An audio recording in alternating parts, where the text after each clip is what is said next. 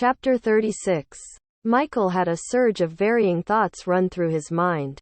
He recognized that it was Karen who had screamed. He wondered if the orb brought them this way to avoid trouble, or if she'd brought them this way to help their friends. Perhaps both. He pulled his GN sword, and listened closely for more noise.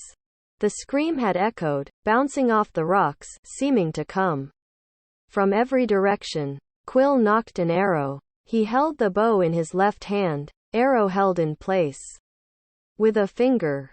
2 fingers on his right hand curled around the string, ready to draw in an instant. It came from the other side of the fire, he said. Michael noticed the playful uncle was gone. A warrior now stood beside him.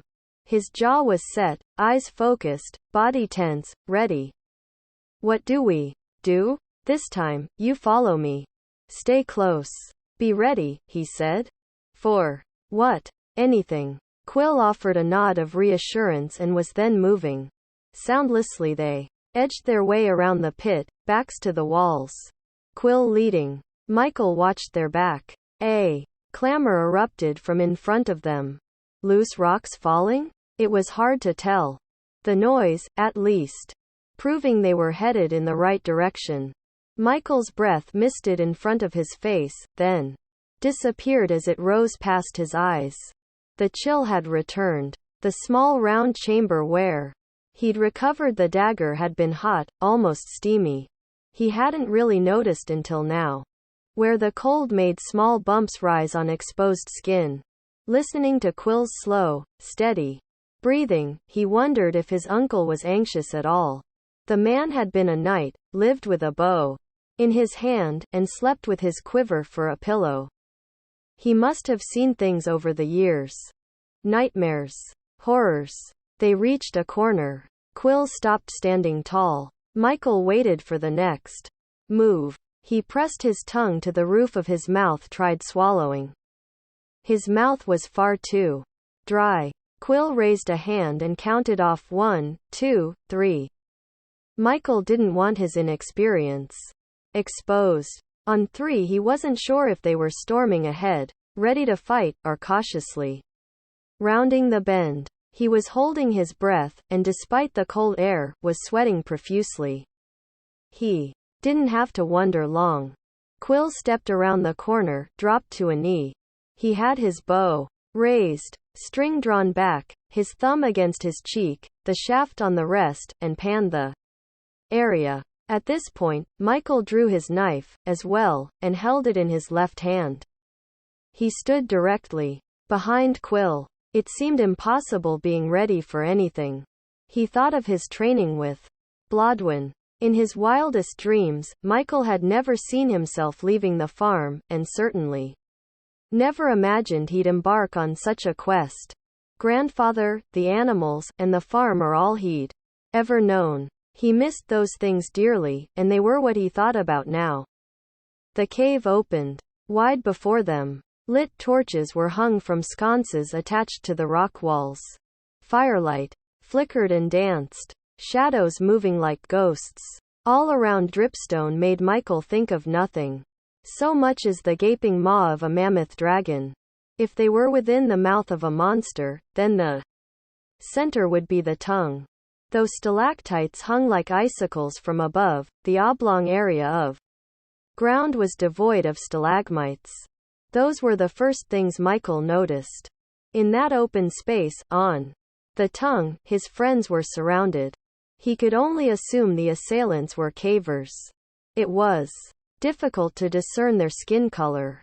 It looked as though it might be dark, black.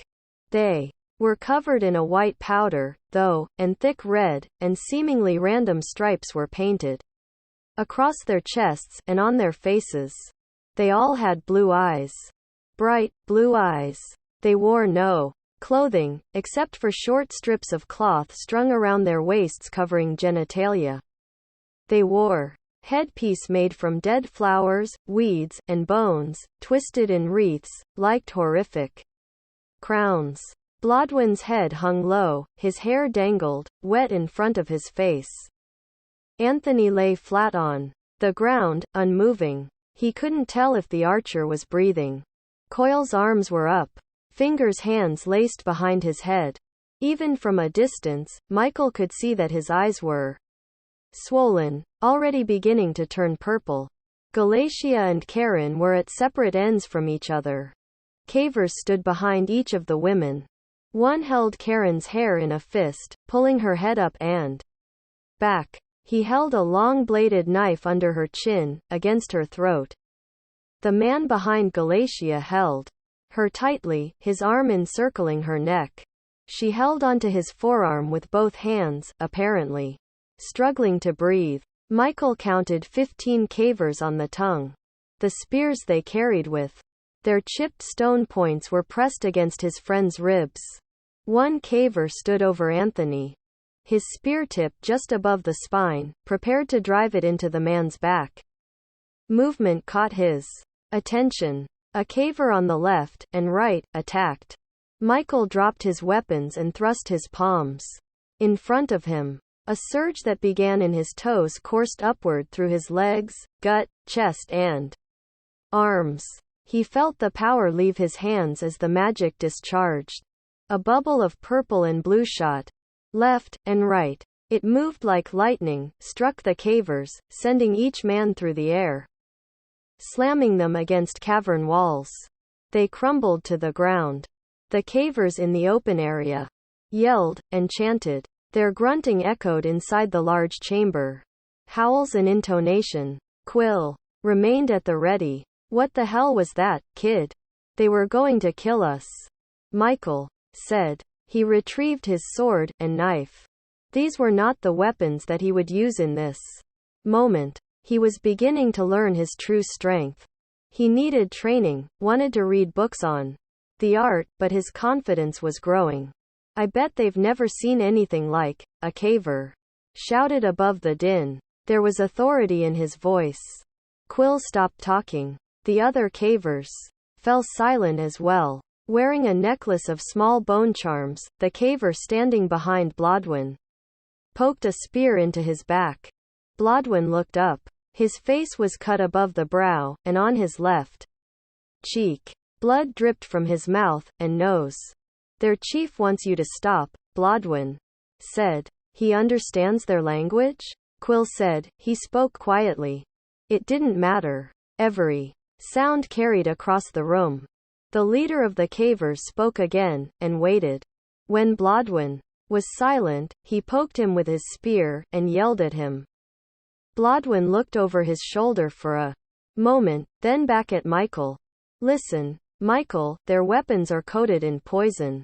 It's deadly. They are angry at us for trespassing.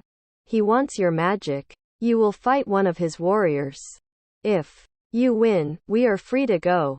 If you lose, he takes your magic. How can he take my magic? Michael said. It wasn't arrogance that made him ask, it was surprise. He didn't know something like that was possible. Blodwin spoke in the strange language. The caver replied. No, Blodwin said. The spear jabbed him in the arm, tore through his cloak, and drew blood. It is a fight to the death. When you are dying, your magic leaves your body. They believe they can capture it, and share it among their people. The weapons are coated in poison. Blodwin was cut by a spear. You're bleeding, Michael said. I'm fine, Blodwin said. The poison? The leader shouted. He smashed the spear over Blodwin's head. Michael lifted his arms, ready to wreak havoc inside the belly of the mountain. The cavers all yelled at once, pressing knives and spears against their hostage's skin. The cacophony of voices was like a brilliant roar that bounced around the room, ricocheting off the rock walls. Unless you know you can kill them all at the same time, think this through, Quill said. The caver spoke again. Blodwin said, they are going to kill one of us now to demonstrate that you have no options. Michael knew Blodwin wasn't defeated. He was beaten, hurt, and poisoned, yes. Not defeated. He was a strong man. They'd get out of this. Maybe Karen could heal him. He knew she could. She just needed the chance, the time to use her powers. Somehow the cavers got a jump on them. It looked as if Blodwyn and Anthony put up a fight, but were outnumbered. The situation wasn't much different now. There were too many cavers for he and Quill to handle, especially considering the fact that their party was held hostage. Quill stood up. I will fight in Michael's place. Uncle, Michael said. Blodwyn told the leader. The caver spoke. Michael will fight, Blodwyn said. The leader nodded at one of his warriors. The man poised over Anthony raised his spear. No, wait, Michael said. He thrust his arm out. A bolt of electricity crossed the cavern and struck the warrior. He fell backward, away from Anthony. His body shook violently as currents passed through him. Urine ran pooled around him. The chief struck Blodwyn in the head once more. Blodwyn dropped. The chief stepped over him, grabbed his hair and hoisted Blodwyn to his knees. He shouted the entire time. Blodwyn attempted to translate. His words slurred. Tell him, I'll fight, Michael said. It's a fight to the death, Quill reminded him. I understand that, Michael replied. Tell him I will face his warrior. Blodwyn sighed. He told the leader. The cavers cleared the open area amidst the stalagmites, dragging their victims with them. Others removed the detunned caver, and Anthony. This isn't a good idea, Quill said. Do you have a better one? Quill remained silent. They stripped away Michael's weapons. The gold dagger held their interest. The leader snapped his fingers. The dagger was given to him. He looked it over for a moment, and then slid it carefully between skin and loincloth. Michael did not want to let that dagger out of his sight. If they left the mountain without it, all of this was for nothing. Michael saw that the knives, like the spears, were made of sharpened rock. The weapons were crude, but obviously deadly. Though Karen had not stopped crying, she did so silently. Tears streamed down her face. Her eyes were red, and her nose running. Galatia looked helpless. It confused Michael. Her power hadn't prevented the attacks, nor been used to protect any of them. How could she let this happen? Judging her, nor questioning her unquantified abilities would change nothing. Coyle remained silent, arms behind his head. Would he be ready to move and attack if the opportunity presented itself? Quill's bow and quiver were discarded. He was forced to his knees, and surrounded by 3 cavers who looked more than willing to spear him, repeatedly. Anthony remained unconscious.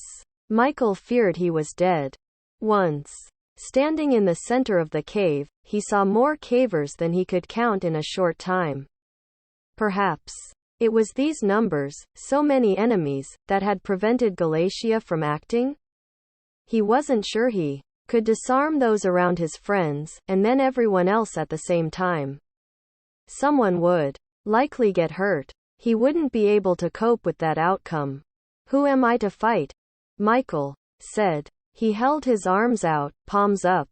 The cavers took a half-step backward. He liked that. The fear, the respect, worked in his favor. The leader spoke. You cannot use magic in this fight. Blodwyn said. If you use magic, we will all be killed. Michael locked eyes with the leader. I don't need to use magic. Blodwyn translated. A large man stepped into the center of the cave. He sneered at Michael, chin down, blue eyes glowing under the shadow of his brow. His hands were already balled into fists. Although a foot taller than he, it was the man's sheer mass that intimidated Michael. The warrior had arms bulging with muscle. His wide neck disappeared into the hunched arches that comprised of his shoulders. Thick veins throbbed at his temples. When he snarled, his mouth revealed rows of pointed, triangular teeth. The two remained a few feet apart. They circled each other, staying out of range while sizing each other up.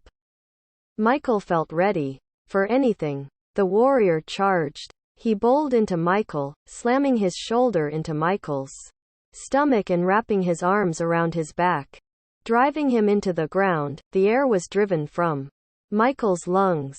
The warrior moved until he had Michael's arms pinned using his knees. He landed, punch after punch, striking solar plexus, ribs and chest.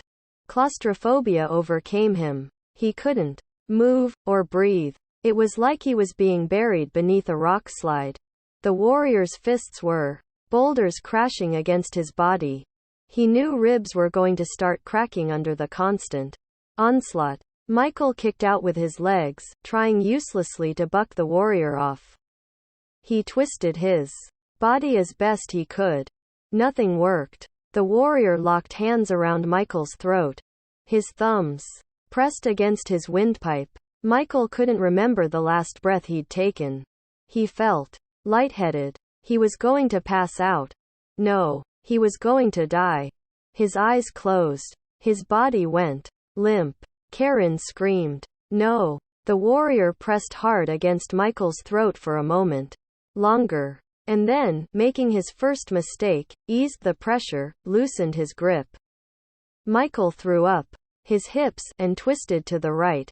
He raised his arms and pushed. The warrior rolled off. The fight hadn't turned in his favor, but at least Michael managed to get to his knees. He coughed and fought hard for breath that wouldn't come. He wasn't giving up that easily.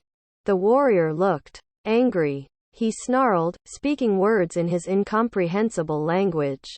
When the warrior charged once more, Michael dropped to his stomach. The warrior flew over him, arms wrapping around air. Michael leapt to his feet, though it cost him. His brain needed oxygen, and his chest ached. He was dizzy, off balance. He lifted fists, taking a defensive stance.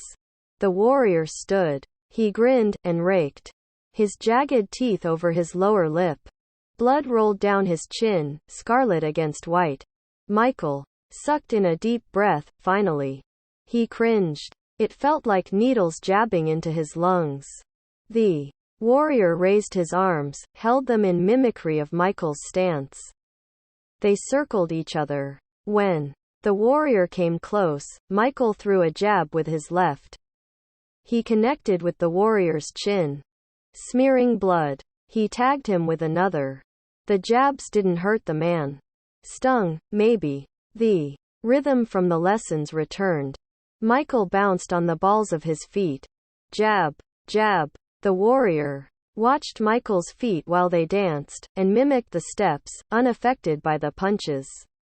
It was as if he were more concerned about learning a new way of fighting than by the fight itself.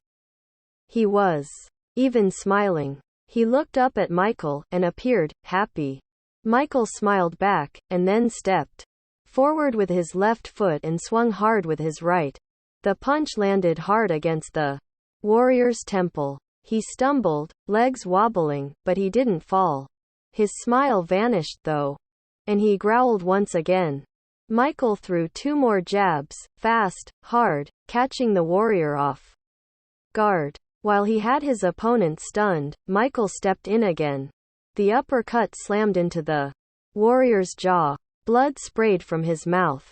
Too much blood. Michael knew the warrior must have bitten his tongue. Those chiseled teeth might have severed the tip clean off. Michael didn't want to lose the edge. He moved in closer, and pummeled the body. The blows lifted the warrior off his feet. Blodwin called the style of fighting boxing, said it was an ancient form once used for entertainment. The warrior certainly wasn't having fun. Michael threw a roundhouse, hoping for a knockout. The warrior wasn't having it. He ducked under the swing, wrapped his arms around Michael's waist and lifted him in the air. Michael gripped his hands together and pounded on the warrior's back. The punches did little, and when he was slammed against the rock wall, he groaned. At least one rib snapped. Maybe two, or more. Michael set his feet against the rock, and, using the muscles in his legs, pushed off, wriggling free of the warrior's grasp. He spun around. arms straight, and clubbed the warrior in the back of the head. He dropped low and swept the nearest leg. The warrior fell back, with a resounding oomph. Michael stood, cupped a hand over his fist, and dropped down, elbow crashing into the warrior's chest. He rolled onto the caver, straddling his ribs, close to his throat, and threw punch after punch into the man's face. The nose broke. Immediately, blood spilled. When the threat was eliminated, Michael stopped, pushed himself up and walked away from the warrior, who lay wheezing and writhing in pain. The leader of the cavers threw his arms in the air and spoke. "You have to finish him," Blodwyn said. "It is a fight to the death." Michael looked back. The warrior had rolled onto his side, was curled into a ball, attempting to recover from the beating. "It's done. I've won," Michael said. "It's to the death," Blodwyn said. "You must kill him, Michael. We're all dead if you don't." Michael shook his head, looked around the cave. All eyes were on him. The gathered warriors began tapping ends of their spears on the rocks. It was slow at first. The tempo increased. Faster. Harder. The leader was still talking. He said the same thing over and over. Michael wasn't going to kill the warrior. The fight had been fair. He'd won. The man was beaten. "I can't kill him," Michael said, but no one was listening. Karen was staring at him. His eyes plead with her for help. She had none to offer. He looked at Galatia, who nodded at him. Coyle's lips were pressed together. His eyes said it all. He couldn't do it. Wouldn't. Someone threw a homemade knife into the ring. The warrior's hand snaked out and retrieved it. He was on his feet, moving fast. Karen screamed out a warning. Michael's hand reached toward the caver's leader. The gold dagger pulled free, slicing the cord that tied the garment around his waist, and flew across the cave. The hilt slapped perfectly into his palm as the caver lunged. The two men fell together to the ground. "Michael!" Karen cried out. The warrior pushed himself up, and off of Michael. His hands at his midsection. The dagger's hilt was the only thing visible. Trembling, he gripped the handle and pulled, his body shaking as the dagger's blade was withdrawn from his flesh. It clattered to the ground when he dropped it. The sound did not echo. He lifted one leg, as if to stand, but fell over. His life spilled out from the open wound. Eyes open, the caver shuddered once, and was gone. Michael retrieved the dagger, moved from under the warrior's legs. He dragged himself closer to the man he'd killed. Hot tears ran down his face, streaking the dust there. They streaked through the dust covering his body. He looked into the man's lifeless eyes. "I didn't mean to," he said, almost nose to nose as he whispered again, "I didn't mean to." Chapter 37. Anthony was dead. The leader of the cavers was visibly upset. He barked out commands in his foreign tongue. Blodwyn's first rose into the air. He spat words directed at the leader. His first shook the entire time he spoke. The anger drained what energy he had left. His head dropped forward, chin to chest. The leader said something else. It was short, and to the point. Blodwyn whispered, "We are free to go."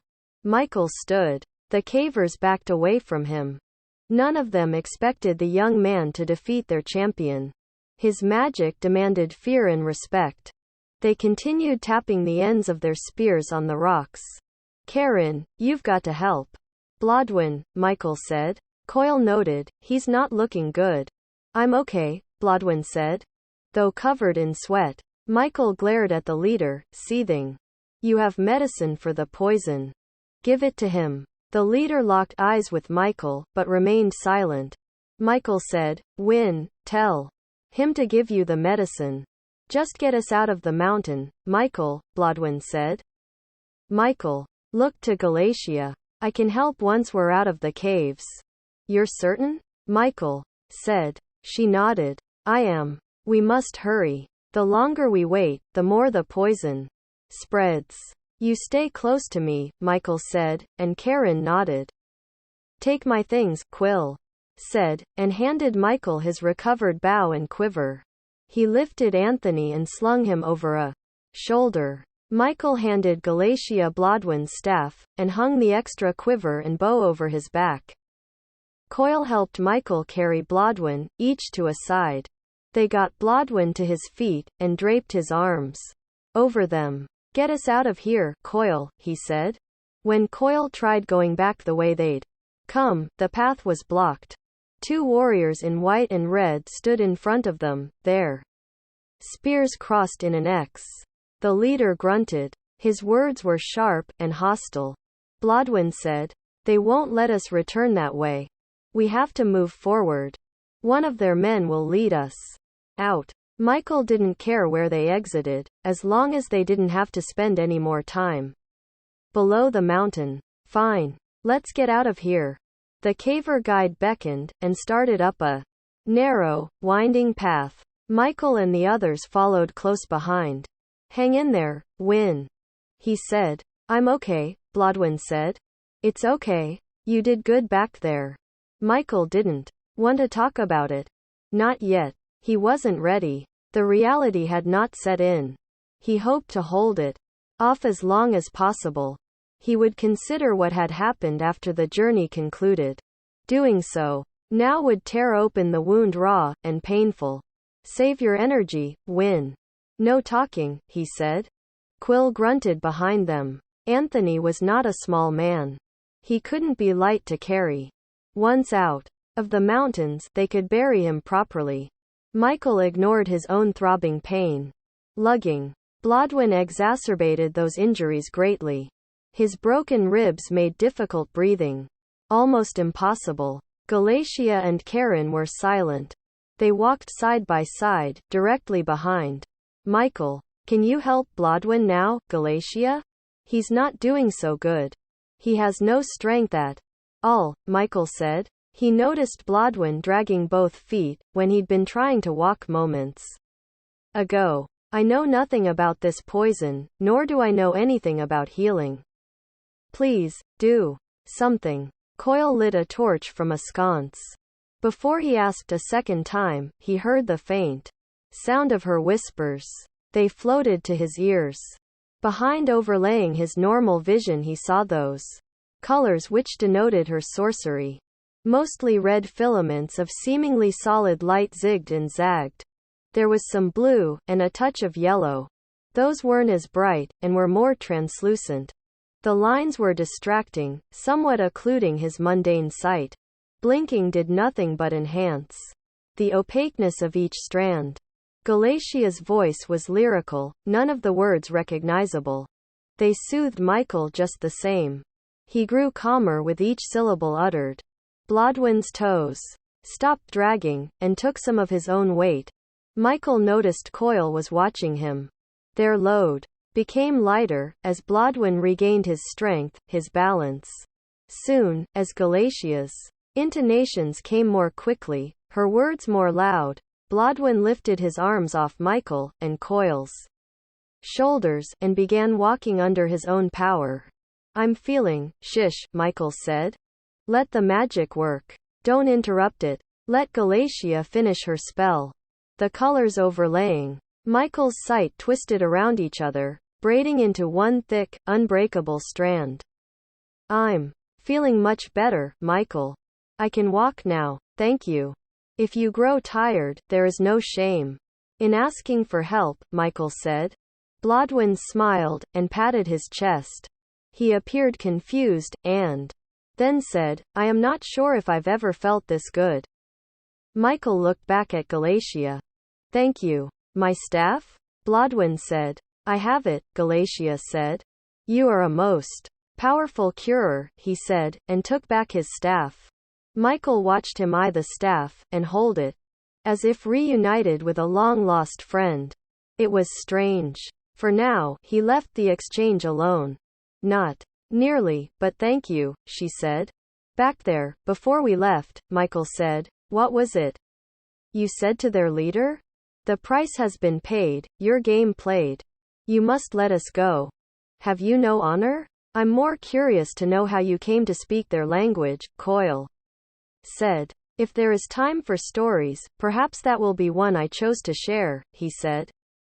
The guide stopped. He stood by the rock wall and pointed. It had been a direct path, more or less.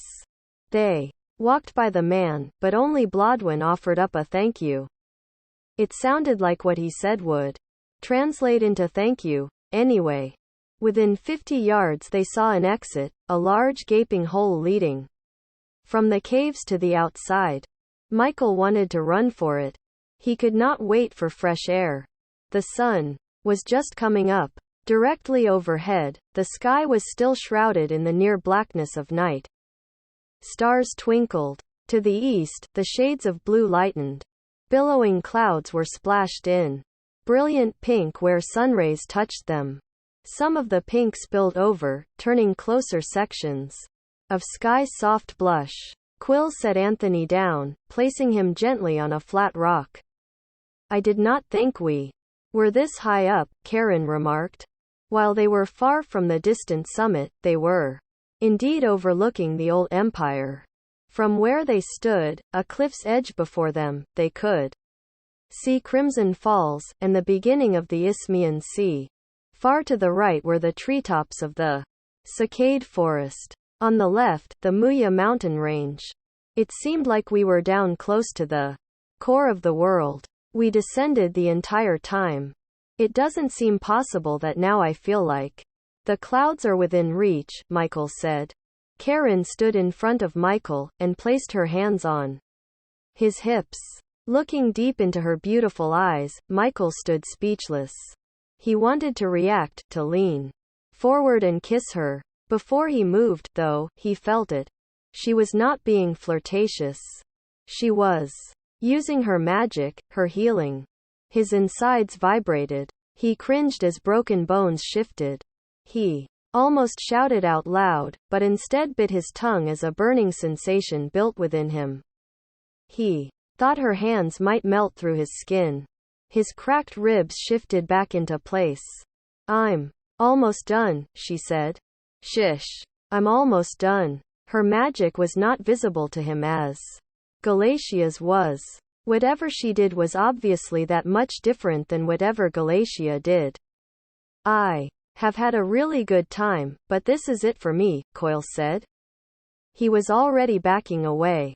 You people have a lot on your plates. I wish you all the best. It's time for me to leave. Okay? I don't really want any part of this anymore. You all take care now. And if you are ever in Ironwall, please, stay away from me. Michael raised a hand to wave goodbye, but Coil didn't linger. He leapt over a boulder, and was gone. He's going to return home with some interesting stories, Blodwin said. Makes me wonder how many people will listen and believe his tales, and how many will assume he's gone stark raving mad. Michael couldn't recall a time he'd ever felt more tired. His eyes burned. They wanted to close. He knew that if he laid down and rested his head on a rock, he'd fall asleep within moments. We've just one more item to find, Galatia said. Michael didn't want to look for anything else. He envied Coil. The chance to hop over a rock and head home was very appealing. If a war was coming, who was to say when for sure? It may not happen tomorrow, or next month, or next year. Even if it took 2 years, though.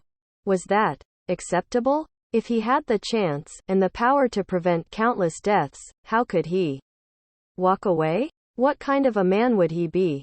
Not one that could look his grandfather in the eye. And where are we going? Castle Deep. There are catacombs below the castle. The chalice we want is there, Galatia said. Of course it is in the catacombs. Why wouldn't it be buried below an empty castle? Spiders, and crazy warriors. This one probably does have ghosts haunting the place, not like the Cicade that has archers with lethal aim, Michael said. Karen placed a hand on his forearm. The comfort she provided was a powerful thing. She could heal broken bones and calm the beat of his heart. They collected brush and branches for a proper pyre. Quill started the kindling on fire. Anthony's clothing caught. It wasn't going to be enough. Michael pressed his palm against air, felt the resistance, and the intensity of the fire grew. There were crackles and pops as skin heated up, blistered, and blackened. The pungent odor of cooking flesh billowed around them. He died saving my life, Karen said. Quill sat on a slanted rock. Across from the body, elbows on knees, hands folded in front of him. He stared at his friend, lost in thought. Michael stood beside his uncle. He almost set a hand on his shoulder. He wished he had comforting words. There was nothing he could say. Nothing that would sound meaningful. He kept his mouth shut, and instead sat on the ground, and quietly watched as flames spread, walking over the top of the corpse. The white smoke became gray. The pillar of smoke rose several feet before wind took hold and spread it thin. The steady wind bent the fire, and carried the ashes away. Karen began humming. The tune was a gray ashland burial hymn. Anthony died protecting them, defending them. He paid the ultimate price. There was no way he could ever thank the man for what he'd done. He killed a man. The death marred his soul.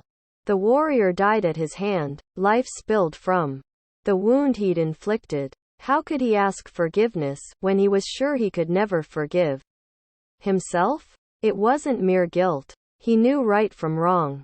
Maybe he could have incapacitated the warrior, or used magic. He was a wizard, after all. Powerful magic lived inside him.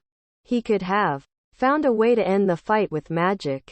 He missed his grandfather. Karen finished the song, but continued to hum. Those around the fire stood with heads bowed, paying their last respects. Michael did not wipe away the tears that fell. He just let them roll down his cheeks. King Herman Cordillera attempted to stifle excitement as he sat in the saddle. Stopping for the night made the most sense. They could pass through the forest during the following day and, with any luck, be on the opposite side before noon. They'd not made it far, with most of the men on foot. Ida rode beside him. It was a moment before he realized she had fallen forward, and was not riding the horse, as much as being carried by the beast. He reached over and took her reins. He brought their convoy to a halt and dismounted. Standing next to her horse, the Mountain King shook her leg. When she did not respond, he snapped his fingers. Sebastian and Helix stepped forward. Get her down. From there, King Herman said, standing aside. The voyagers brought the sorcerer to the ground. Is she ill? The knight, Lanster, said. King Herman said, wake her. Sebastian knelt by the woman's head. He took her by the shoulders. Witch, he said, shaking her. Witch, wake up. King Herman bent over, and slapped her face. Sorcerer, sorcerer, I command you to open your eyes. He raised a fist preparing to strike. Her eyes opened. He reeled backward, as she sat up. Ida turned toward him. I have good news. We are not going into the forest. The Mountain King shook his head. What does that mean? It's right there. We will never catch the wizards if we continue along this path. You wanted to head them off. Going through the forest will not accomplish anything other than lost time, she said. Boys, if you'd help me to my feet. Herman saw the looks on their faces. No one wanted to touch the sorcerer. He did not blame them. Slapping her face had been the first time there had ever been skin-on-skin contact between the two. The palm of his hand felt dirty, like he needed to wash it with a cloth and soap, or removed it at the wrist. We need to get back to the shadow, she said. Now. The shadow? Woman, are you mad? They are looking for a chalice, she said. Where are they? Right now, she pointed. Her finger was aimed at the Zenith Mountains. They are nearly across the mountains, just above Crimson Falls. And where are they going to search for the chalice? Castle Deep? You think? Or you? No, it's what I have managed to gather. It is where I believe they will be heading. Castle Deep. He could not recall the name of the king who'd sat on the throne in that Constantine realm. It would come to him. Eventually. He had been but a child when the castle was attacked, a northern kingdom that boldly skirted the old empire boundaries. There may have been riders seeking allies, but without an emperor to unify the lands, no one offered aid. The same had happened in the northwestern lands, in the Evidinus kingdom. It was more than nonsense. When he ruled, and the surrounding kingdoms were under his command, no enemy from the north, south, east, or west would dare attack.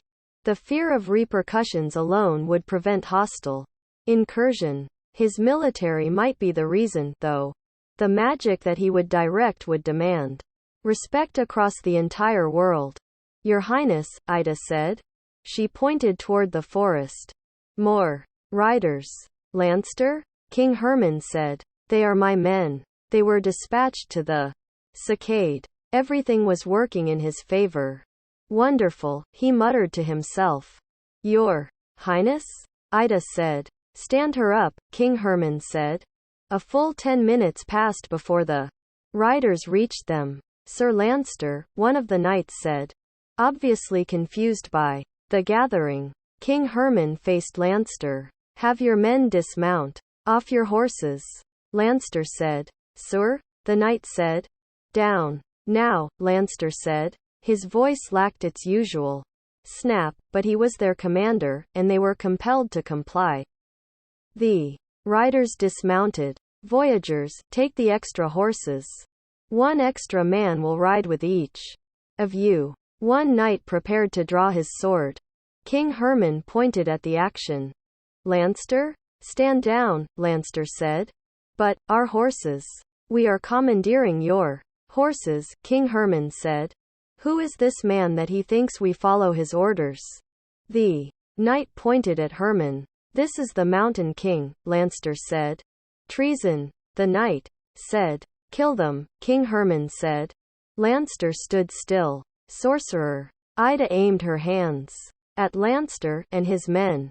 She twisted her hands left and right. Her fingers moved as if weighted. Marionette strings dangled from each fingertip. Lanster drew his sword. They've given up their horses. Kill them, King Hermann said. Ida winced, twisting her hands at the wrist. Bones snapped as her hands rotated all the way around. The knights defended themselves. Swords clashed. The sound of metal on metal rang hollow across the plains. Sparks arched off blades. The spilled, blood-covered dirt, blades of grass and tall weeds. Shortly, only a few men remained standing. That was unfortunate. Ready your men, Lanster. Sebastian, we must sail to the Balefire River. That will bring us to the Constantine realm, he said. The Mountain King gritted his teeth at the thought of the wasted time, the lost resources. The wizards were not going to escape him. Chapter 38. The only way across the Zenith Mountains was up. The climb was complicated. The rock was cold and icy in spots, making it difficult to maintain handholds. Ropes, spikes, and picks would have been useful, but unfortunately they didn't have the gear. The wind whipped around them, as if sent to prevent interlopers from ascending its height. Gravity continually threatened to pull them down. They didn't have ropes, and that made Michael apprehensive. Odds were against them reaching the East Hole. Michael had Karen climb above him. He wanted a chance at catching her if she fell. This was the only way he would at least be able to make an attempt. He assumed she knew his thoughts. It was in her eyes when she agreed, while telling him she'd never climbed a mountain before. Neither have I, he'd told her. It was slow going. Crossing the mountains would take several days, which presented obvious problems that for the moment, Michael chose to ignore. Karen took inordinate amounts of time placing each foot and handhold. He looked up. Always up.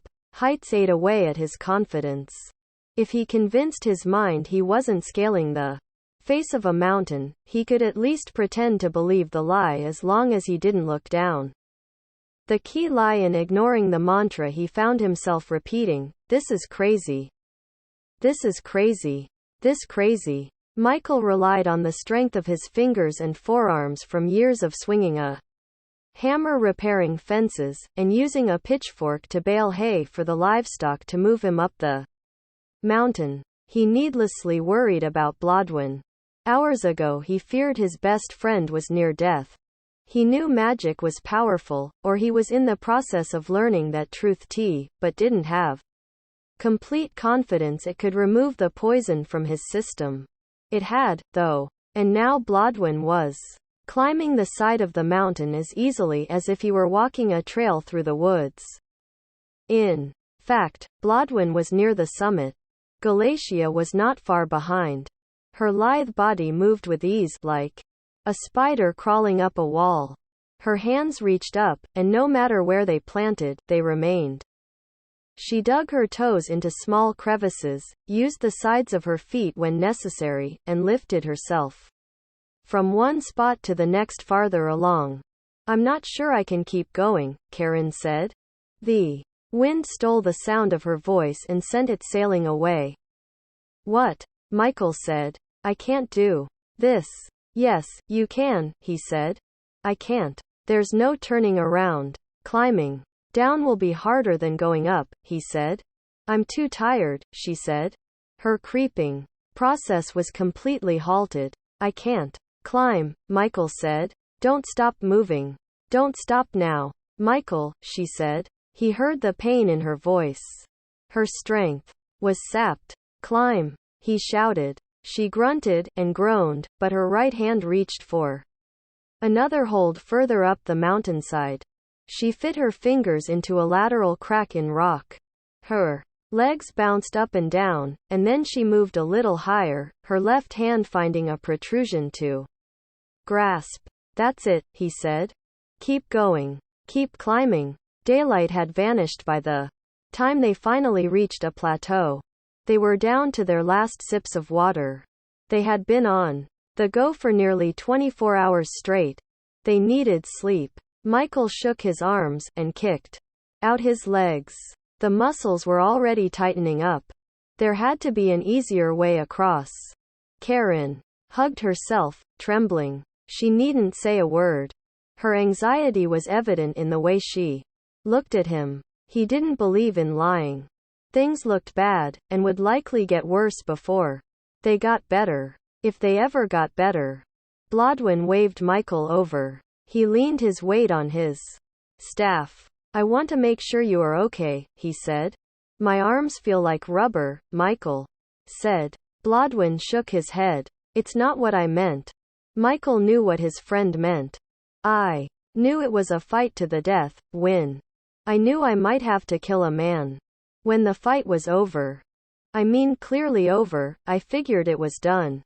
I mean, it was their tribemate, their warrior. I was trying to spare his life. It's their ways. The rules needed following. Denying them that is an insult," Blodwin explained. "I will never forget that moment. And you shouldn't. Taking the life of another is never something you should forget or take lightly. It is often a terrible, horrible experience. I think when you used magic to grab the dagger it was overlooked. Because another had thrown a blade into the ring. You evened the odds. Otherwise, I don't think they would have let us leave." They stood in silence. "Win? Have you ever killed anyone before?" His expression tightened, jaw set. "I have had to defend myself a time or two." "Is that a yes?" Blodwin sighed as he shook his head. "That is a yes. I think about the lives I've taken every day. There is not a night I don't dream about them. They will haunt me forever." "I will dream of that warrior?"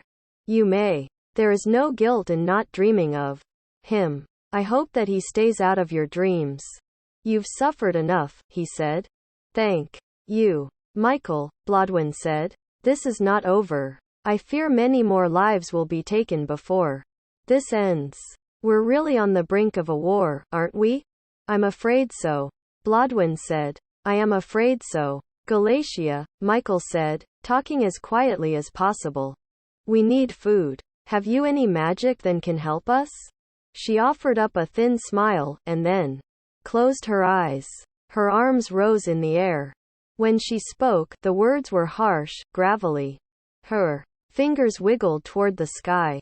She let her head roll around on her neck, slow and easy. Michael felt the charge spark inside him. Quill, he said. Ready your bow. Quill didn't hesitate. He retrieved the bow and nocked an arrow. Setting one boot on a rock, he trained the arrowhead at the sky. Black lines glowed behind Michael's eyes. They seemed taut, and then vibrated, as if strummed by an unseen hand. There was no sound though. Then the vibration slowed. No, that wasn't accurate. They still quivered, but suddenly the movement played out in slow motion. Michael saw clearly the trailing image of each moving strand. The caw of ravens was followed by the sound of many wings flapping. A flock of birds flew from the shallow valley toward where they stood. Michael watched Quill, waiting for him to lose an arrow. What are you waiting for? Are they too fast to hit? Quill lowered the bow some, and cocked an eyebrow at his nephew. How do you suppose we retrieve them once I shoot them from the air? Turn around. Face the mountain. Everyone, move aside. Quill did as instructed. Michael pointed at the birds, and with a fast motion, pointed toward the mountain.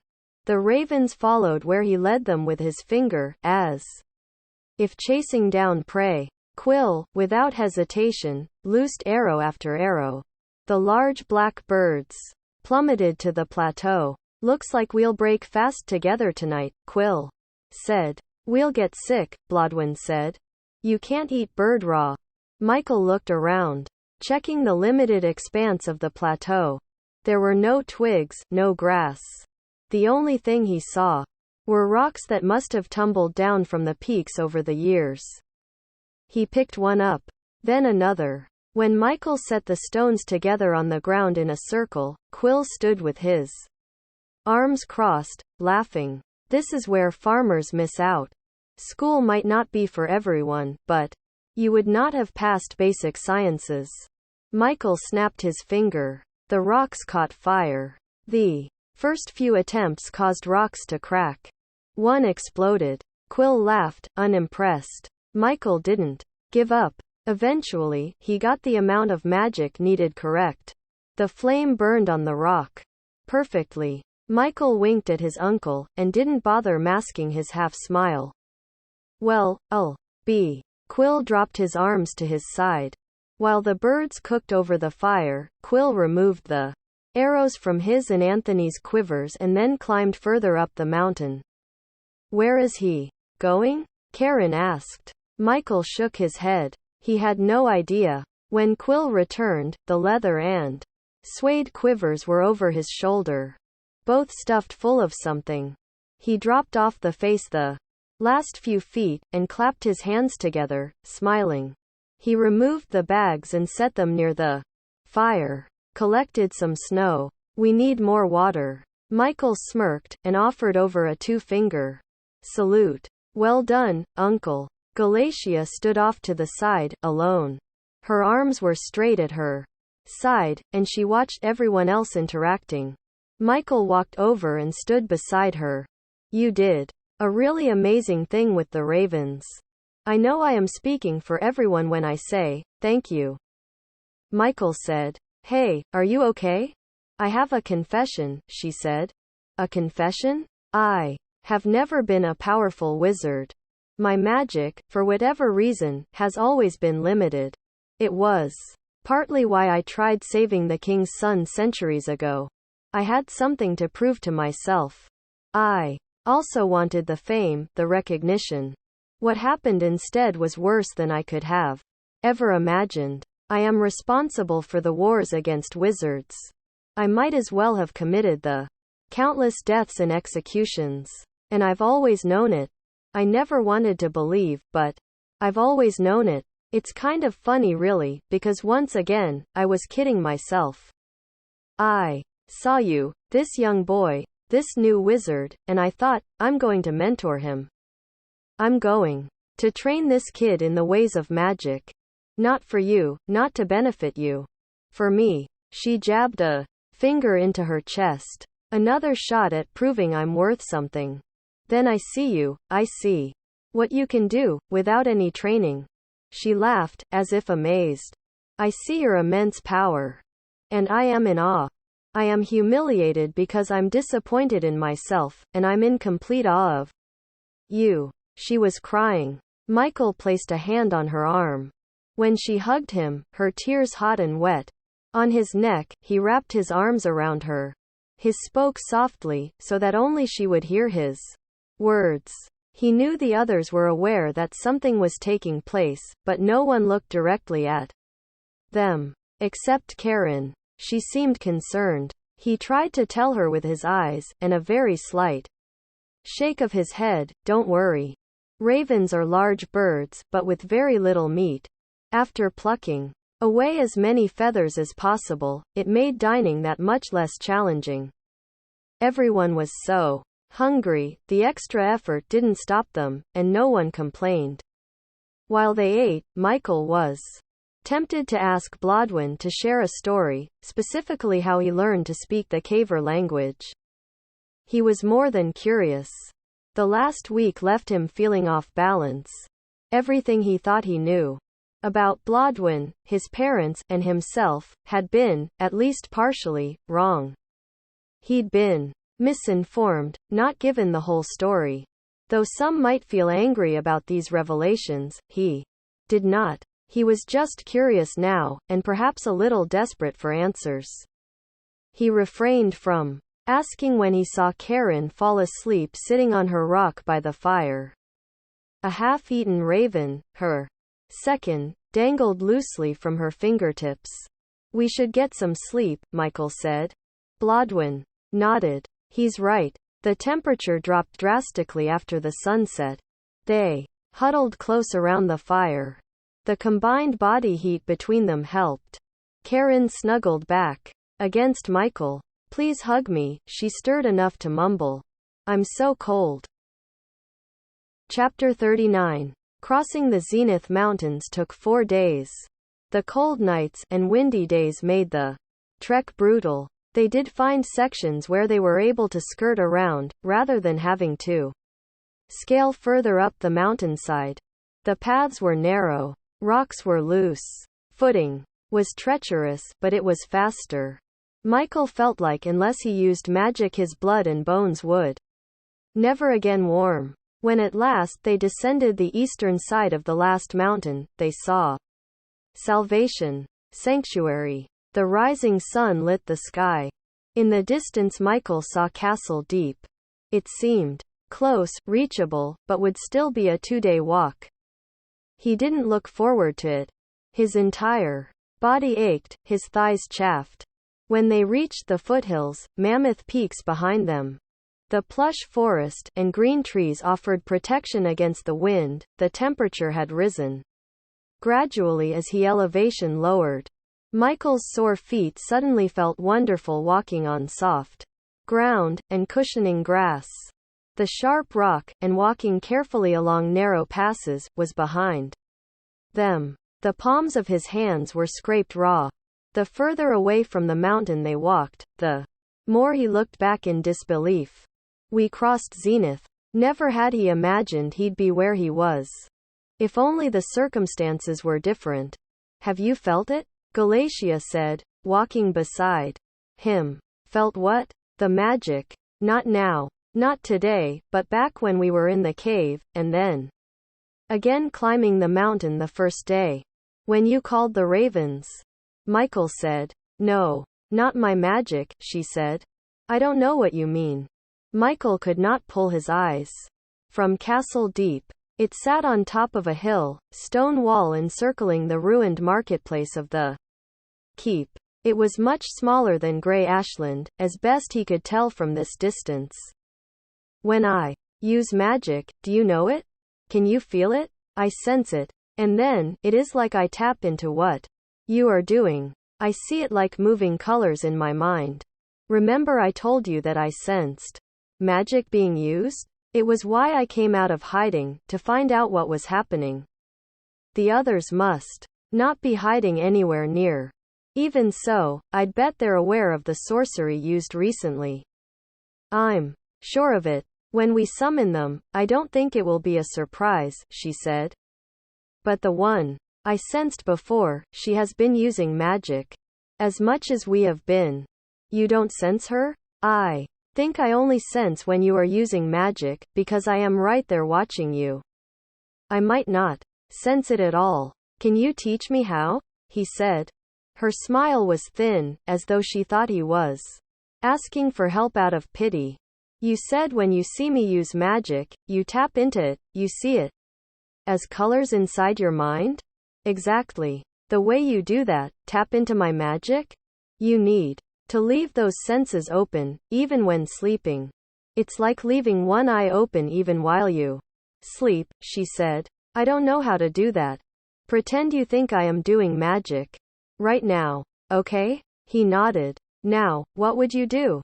But you're not doing magic. She laughed, and flippantly waved her arms about. Pretend I am. Michael closed his eyes. He felt it then. He saw it. It was the first time. 2 strands of brilliant blue snaked from his mind. Whoa. I think I did it. I tried sensing it. And are you still trying? He closed his eyes. The blue strands were gone. No. Do it again, reach out, but never stop. It will become as natural as breathing. It takes practice though, discipline. Do it now, she said. He closed his eyes.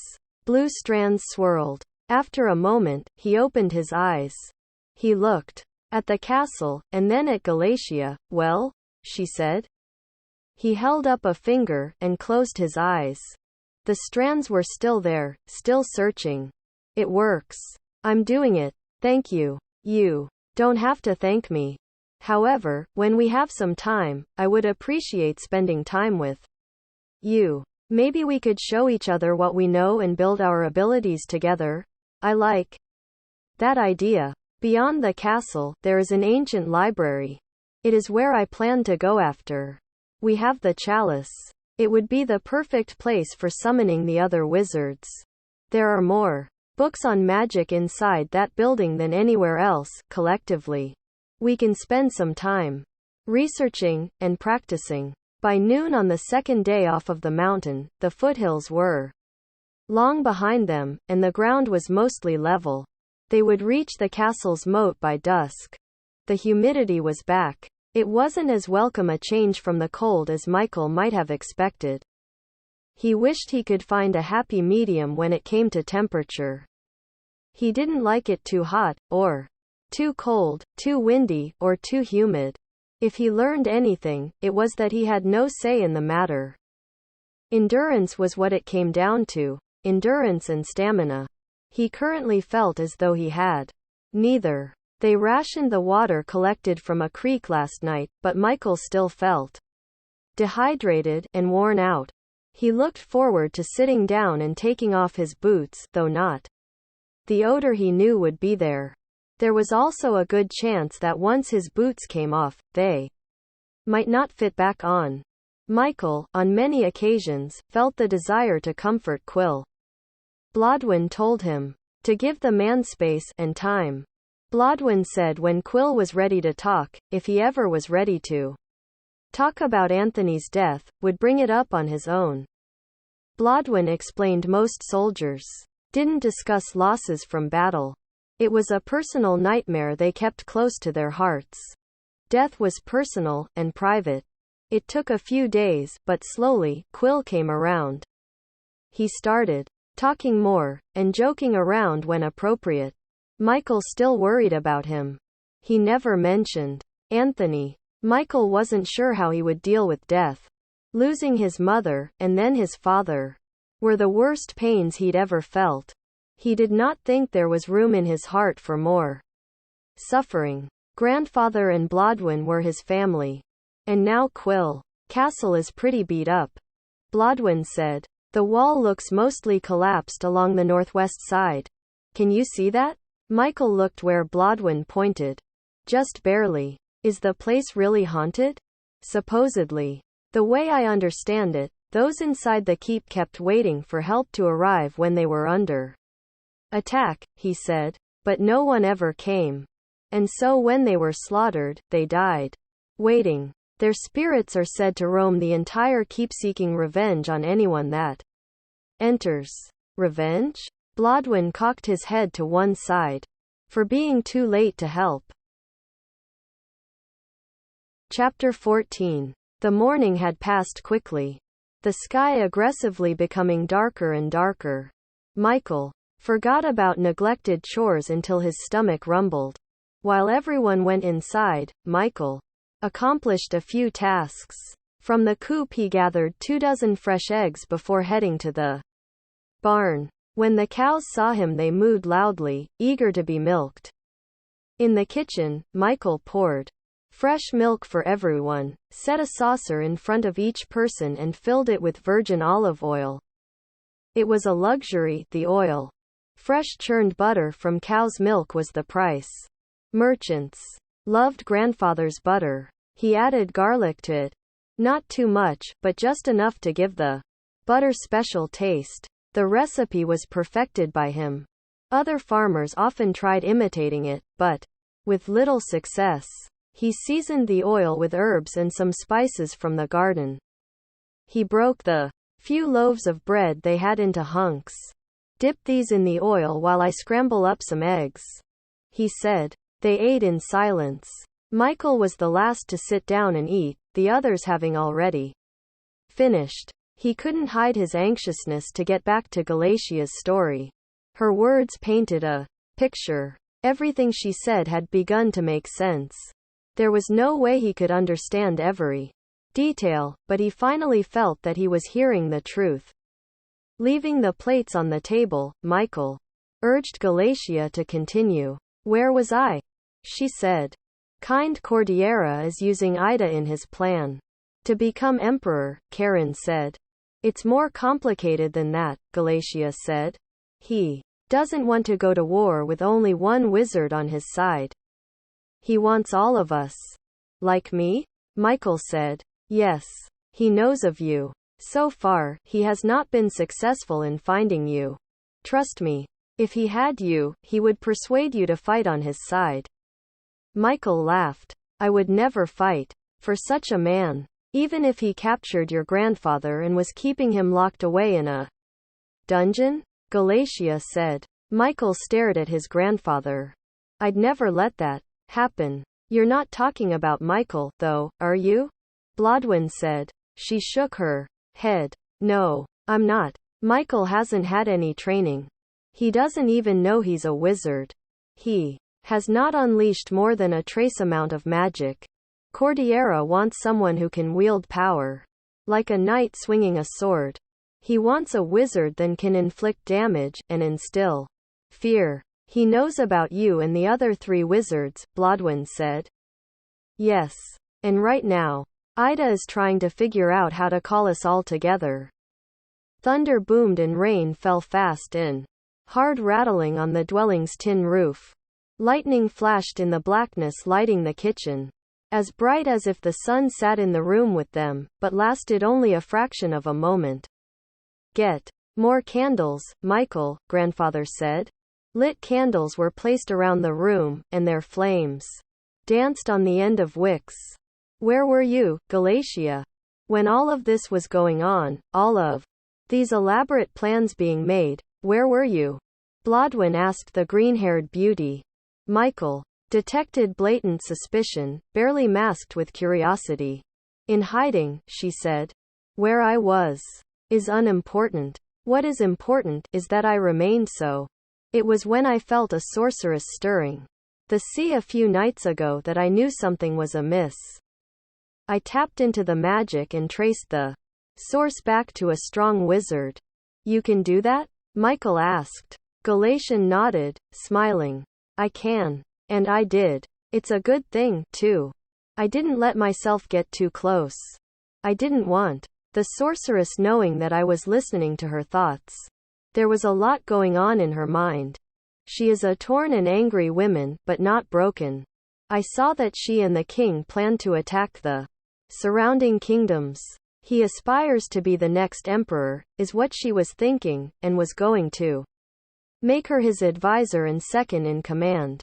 Before she could catch me eavesdropping, I backed off. Certain I knew enough to know it was time to come out of hiding. Only this time, I don't plan on doing the fighting alone, or on running away. It's why I keep repeating that I don't know how much time we have. It's why I keep desperately trying to get Michael to come and help me. Call the other 3 wizards. If King Cordeira can't convince them to help him, I am certain that he will kill them to prevent their potential opposition to his plans. They are my family. They are vulnerable. If they are called to meet, they will assume it is legitimate and show up. They aren't fools who would walk blindly into any such meeting, but King Cordeira does not play fair. He'll have a trap set and waiting. Before they even know what is happening, he'll have sprung it. I can't let that happen.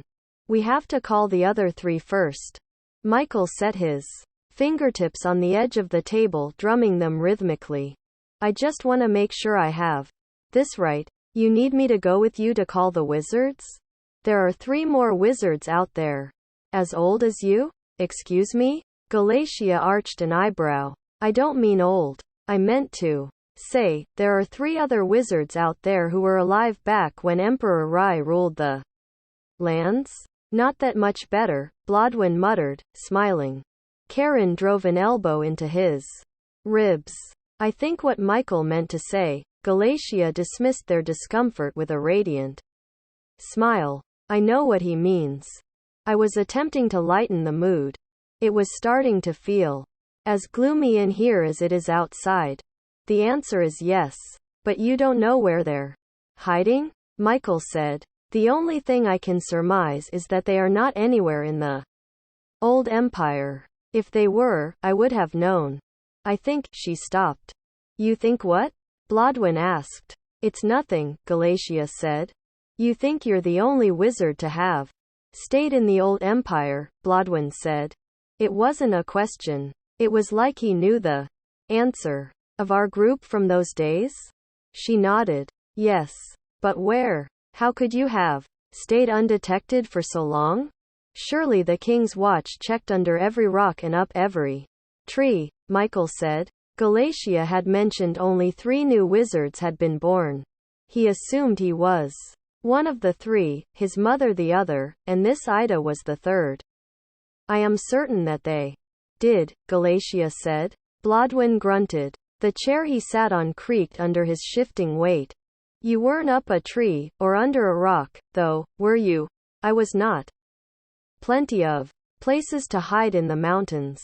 There are the Zenith, the Muya, the Reims, and the Fjord Range. Karen said. You, young lady, know your geography, Blodwyn said. The learning one receives. Living with a king has its advantages. Nicely done. Karen smiled, pleased by the compliment. Thank you. She wasn't in the mountains though, were you, Galatia? I was not. No, she said. It's the hair. Blodwyn snapped his fingers.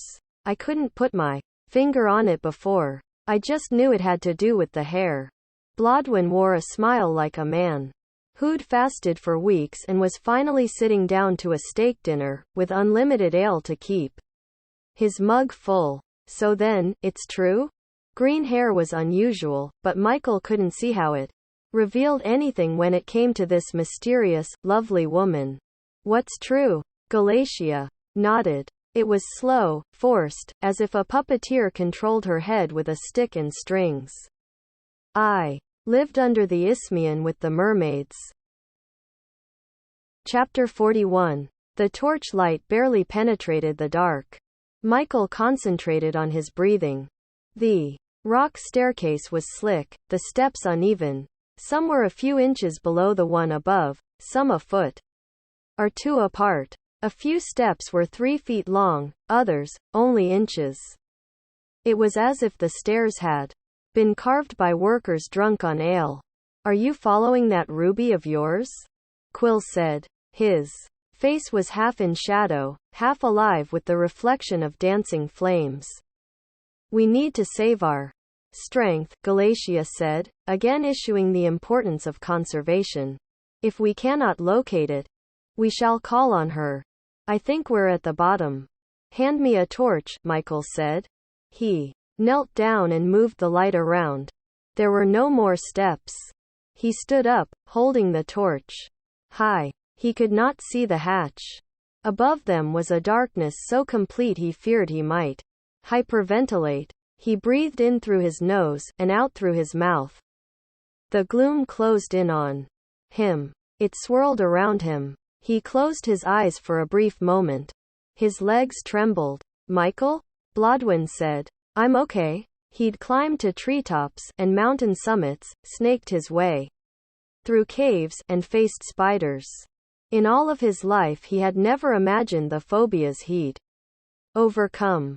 Grandfather would be proud, he knew, but he drew no strength from such accomplishments. Instead, he felt weak and drained. Overwhelmed. He filled his lungs with pungent air, and stepped from the final stair. Careful now, he warned. Stay close. The walls were mud and rock. Arched, as if the tunnels were hand-dug by men. Water dripped from above, and streamed down the walls. It seemed as if the catacombs were on the verge of collapse. The thought of being buried alive threatened Michael's loosely held composure. It beat too quickly behind his ribcage. It's a maze, Michael said. We won't go straight. That will lead us away from the castle, out of the keep. We must head toward the center. It can't be far. Around a corner are 2, maybe. The kings would be buried just below the castle, Galatia said. Michael went right. The tunnel widened somewhat. They could fit 2, maybe 3 wide, but remained single file. He continued on cautiously. If more spirits haunted the catacombs, he wasn't confident he was ready to face them. He knew for certain he did not want to run right into a ghost, or through one, for that matter. Each step was calculated. He stepped with a toe, before planting his entire foot, the way one might test water temperature before leaping into a pond. Other, more narrow veins spliced off the main path. Left, and right. Michael ignored them. And then stopped. Oh, boy. Standing in front of an out-of-place wooden door were 3 knights. They were not in full suits of armor, but stood guard in helms with visors lowered, and chainmail under shoulder pauldrons in breastplates.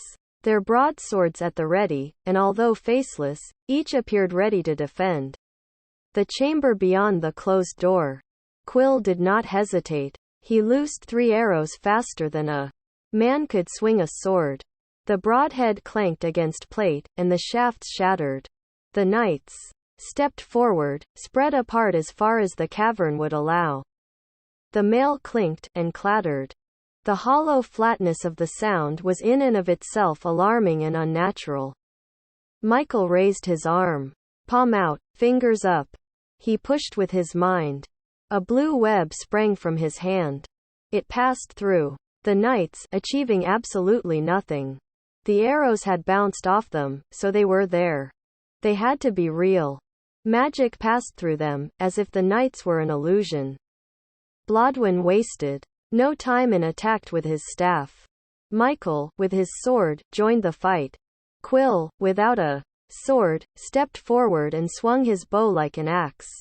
Blodwyn dropped low. He swept with his staff and upended the knight on the left. Michael spun around, swinging his sword with all of his strength and added momentum. The blade chopped through the neck of the knight in the center. A bloodless helm fell from the shoulders and bounced to the floor of the tomb.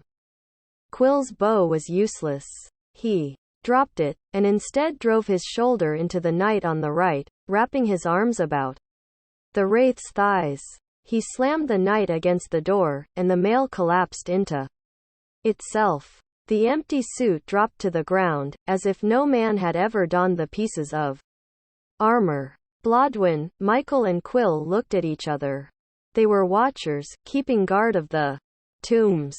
Perhaps meant to scare away thieves and intruders, nothing more, Galatea said, as a possible explanation. Nearly worked, Quill said, retrieving his bow, and slinging it over his back. Michael stood at the single door. He pressed his hands against it, the wood damp. Rotted. He set his ear against it. He didn't hear anything on the opposite side, but hadn't expected to. The handle jiggled, but the door didn't budge. It was locked, not surprisingly. Closing his eyes, he ran his palms over the wood, and on the left side, sent electricity surging into the hinges. His power hummed and sizzled. Michael, Galatea said. I want this to be done, he whispered, unsure if anyone heard his words. Smoke rose from where his hands were pressed. He leaned his weight against the door, pushing. The door fell in, slammed on the ground. A cloud of dust plumed around its edges, filling the chamber. Moving through the dust, and coughing. Michael stopped at a rock table. A coffin? The others surrounded the slab of rock. Is this it? Is the chalice inside? Quill said. It's unlikely. There will be more kings buried in other sarcophagi, Galatea said. I don't like that word. It sounds so harsh. Dangerous. Karen said. Galatea can call on the orb for help, Michael said. Let's check this first. Blodwyn leaned his staff against the table and bent at the knees. He placed his hands on the lid. Anyone care to assist me? It looks rather heavy. Opening graves? Quill said. Don't see how anything could go wrong doing that. Michael, Quill, and Blodwyn stood side by side and on three, pushed. Rock scraped against rock. The pushed again, harder. The lid moved, revealing a triangular view inside the rock coffin, exposing white bones beneath decayed royal robes. The bowed jaw of the skull offered up a ghastly smile of yellow and blackened teeth, perhaps not at all happy to have his eternal rest disturbed. It's not a king, Karen said. She had tears on her cheeks. Karen? Michael said. She pointed to the folded skeletal hands on the corpse's chest. That's a queen's stone ring. My mother wore one. This is a queen, not a king. Michael placed a hand on her shoulder. Okay, it's not here. Let's seal it back up. They pushed shut the lid. What now? Quill said. Wait, Blodwyn said. He had walked around the chamber, and now stood at the back wall, his staff leaning against it. He reached up and dug fingers into mud. They fit between a wedge, and as he scraped along the edge, and down a side, the rectangular shape was revealed. Well, I'll be, Quill said. Blodwyn used the top of his staff to clean away mud. There was a handle flat in the wood. He fit his hand inside, and twisted. A latch caught. He looked back at everyone, eyebrow raised. It's open. They entered a large cavern. 8 stone caskets were inside. 2 at the far end, side by side, 2 to the left, 2 to the right, and 2 directly in front of them. In the center stood 4 statues. The crowns depicted kings. Each faced a different direction, north, south, east, and west. We can't do this, Karen said. It was a whisper. Everyone must have heard her, but no one reacted. The men pushed open the lid on the first casket. There were bones, and gold and jewels. But no chalice. They replaced the stone slab. The lids became more difficult to move. The stone was so heavy. The men panted, breathing heavily, but didn't stop, or slow down. The 6th one opened. Held what they were looking for. Michael removed it, looking into empty eye sockets, in an attempt to show some sort of respect. He lifted the chalice, and inspected the lack of craftsmanship. It was little more than a large gold cup. Could this be it? Galatia held it in both hands, turned it around and around, and then placed it in her pack along with the mirror. It is, she said. Michael removed the dagger. Might as well keep them all together, he said. What is it? We've completed the tasks. We've collected the items. Tonight we can hold a ceremony and call the other wizards, Galatia said. Will they come? Quill said. Even if they are far, far away, they must be aware of a disturbance in the old empire. So much magic has been wielded recently. It would be impossible to not sense. Yes, they will come when we call. I know. They will. Let's get out of here. I don't want to be down here any longer than we have to be, Quill said. No one argued. They exited the large chamber, and the Queen's room, then stopped. Did you hear that? Michael said. It sounded as if something metallic was dragged across the ground, and then dropped. Have to be near deaf not to hear that, Quill said. The sound came again. Closer. Louder. What is it? Karen shivered. The torch Galatia held went out. There is no draft down here, Quill said, and prepared another arrow. The sound. Scrape. Drag. Thud. The flame on Karen's torch flickered, rose with a whoosh, and extinguished. They were plunged into utter darkness. A fireball appeared. Galatia held it in her hands. It lit the section of catacombs they were in. And Michael wished it hadn't. Men, women, children, surrounded them. The young girl was there with her burned face, doll in one hand. Michael, Karen said. Close your eyes. Hold onto my tunic, and close your eyes. Don't open them. Blodwyn twirled his staff around. The spirits watched him, a curious look on their faces. You should not be here. You cannot leave. Voices swirled inside the catacombs. Not one of the spirits spoke. Not one mouth moved. Scrape. Drag. Thud. Quill loosed an arrow. It passed through a man in torn in tattered clothing. No point in going upstairs. We'll get lost down here, Blodwyn said. Michael held out his hand. The red orb appeared. Get us out of here, he said. The orb launched forward. Follow me. The spirits reached for them as they ran past, and through them. Quill shuddered, and moaned as he ducked and dodged touches from the dead. Chapter 42. Are they rabbits? I have no idea why we're standing here, the Mountain King said, staring at the large round opening in the ground. The moon was full and bright, lighting the night almost as brilliantly as a midday sun.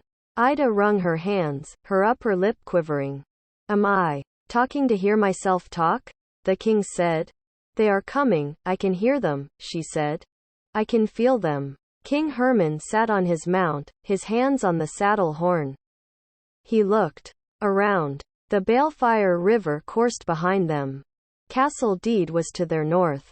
Owls hooted in tree branches. I don't hear them. We should get ready, Ida said. Any moment and they will emerge. You are sure? I am. King Herman directed the men with a gesture. You know what we must do. It needs to be done fast. Sebastian, you and the Voyagers get behind the hole. Lanster, you and everyone else behind a tree. Stay still. Be quiet. If I can't hear them approaching, I surely do not want to hear you hiding. The men moved into position. And then King Herman heard them. They were not quiet about their approach. One man pulled himself out of the hole, reached in and helped pull out the others. 3 men, a woman and another, younger woman. This would be simple. He watched them bend over, hands on knees, gasping. Some coughed. He had no idea what they'd run away from. He stifled a laugh. Wait until they see what they've run into. Sebastian and the other Voyagers didn't wait. They attacked. 2 men immediately fell on the woman. They gagged her mouth and pulled a sack over her head. While they tied her hands behind her back, the others engaged with steel Metal clashed against metal. Arrows pierced flesh. Lancer and King Nabal's knights charged. The bound woman was scooped onto horseback and brought to King Herman, dropped at his feet. I will kill her. King Herman held a blade at the back of her neck. Drop your weapons. The fighting stopped. Ida said, pointing at the young man with the sword. Young wizard, you will come with me, the Mountain King said. The girl moved fast. She grabbed the dagger from the male wizard's sheath. She spun around and drove the blade deep into his chest. The boy wizard stared at her in disbelief. His eyes wide. Blood spilled from his mouth. His hands went to the hilt. Before he could remove the blade, he fell over. Lancer, check the boy, King Herman said, pressing the tip of the blade hard against the sack. What have you done? The man with the bow and arrows dropped to his knees by the boy. Lancer kicked the man away and set 2 fingers on the boy's neck. Dead. You're sure? He's dead? I know dead, Lancer said. King Herman looked at Ida. She furrowed her brow and shook her head. No matter. We have this one, he said. Now give us the talismans and I will be on my way. We have no talismans, the old man with the staff said. Is that so? King Herman said. Kill the man with the bow. She has them, the young girl said, pointing at the wizard at his feet. In her bag. She has the items you want. Ida pulled the bag away from the woman and dug around inside. They are in here. We have what we need? Ida nodded. The Mountain King stared at the dead wizard. A shame. Perhaps his death is for the best. Sebastian, you and the living voyagers follow me. Lancer, you and your men kill these vermin, and then kill yourselves. I have no further need for your services. As soon as the others rode away, Blodwin moved like lightning. He swung his staff. It connected with the side of Lancer's head, knocking off his helmet. He whirled around, and struck again. The other soldiers came at them. Quill rolled over, picked up his bow and loosed arrow after arrow, until his quiver was empty. Swords slashed and sliced. Blodwin blocked blow after blow. He countered with thrusts and whacks. Quill used his blade, and fought close, stabbing easily at a range that all be rendered a broadsword useless. Blood flowed. Screams finally ceased. Completely drained of energy, Blodwin and Quill stood among the strewn bodies. Karen had rolled Michael onto his back, and was laying on top of him. The dagger was beside his head. What were you thinking? What have you done? Look what you've done, Quill shouted, stomping over those slain toward her. Blodwin grabbed his arm. Wait, Quill scoffed. Watch. Karen didn't move. She stayed splayed across Michael's body, her legs lined with his, her arms matching his. What is she doing? I think she is bringing him back from the dead, Blodwin said. When Michael coughed and gasped for air, Blodwin and Quill ran forward. They lifted Karen off him. Hey, nephew, welcome back, Quill said. Did I go somewhere? I think she's dying, Blodwin said. Quill helped Michael up. They stood around Karen. Michael knelt, and cradled her head in his lap. How was she hurt? Who, Michael? Karen's eyes were open. Did she kill me? Did you stab me? I couldn't let him have you. You're too important. You can save Galatia and the others. That man had kidnapped Galatia. What others? What's wrong with you? I was meant to save you. And I have. It took more out of me to do so than I expected, she said, offering up a thin smile. Her lips quivered. He was right, but this is how it should be. You. Not me. I told him I'd save you. She coughed. Who did you tell? Michael said, brushing hair from her eyes. The man in my dreams. The man with no eyes. Her hand went to her chest. She unfastened the opal brooch. My father gave this to me. I want you to have it. It is all I have left from him. Her eyes closed. Karen, Michael said. The brooch was in her hand. His hand covered hers. Wake up, Karen. Don't do this. Please. Don't leave me. Michael? Michael, she's gone, Blodwin said. No, she's not. She used too much energy. She's resting. She just needed time. Bringing him back wore her out. Michael? He wasn't giving up. He wasn't setting her down. I can save her. I can make this right. Michael closed his eyes. She had saved him. He could save her. He could rescue her from the grave. She wasn't going to slip away that easily. Concentrating, he conjured forth his power. He felt his own strength flowing from his entire body into his arms, down to his hands. The energy pulsated through his skin, and fired like lightning from his fingertips. A white-blue aura encased her corpse. He cried, tears fell down his face. His lips moved but no words escaped them. His magic came from his mind. He willed her eyes open. He commanded her heartbeat. Her eyes remained closed. Her heart stayed still. He did not know how much time passed. Minutes. Hours. When he thought he might lose consciousness, he stopped. He pulled her up close, arms around her. I can't save you, he said. I can't do what you did. She did what she needed to do. She kept you out of King Herman's hands. We need to keep moving, son. We need to figure out what to do next. Blodwin squatted across from Michael. This is not the end of everything. This is only the beginning. A war is coming. Many lives will be lost. There will be a time for tears. I'm afraid that right now is not that time. What are we supposed to do? Go after them?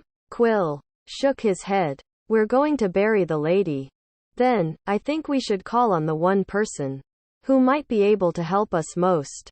Who is that? Michael said. Your father, Quill said. I think there may be one other person we should contact, Blodwin said. Michael was speechless. Quill knew where his father was? He was going to see his father again. Who? Quill said. Blodwin stared at Michael, an unspoken apology in his eyes.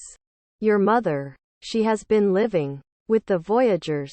Thank you so much for watching till end. Subscribe to Reader's Dozen channel to listen more interesting audiobooks.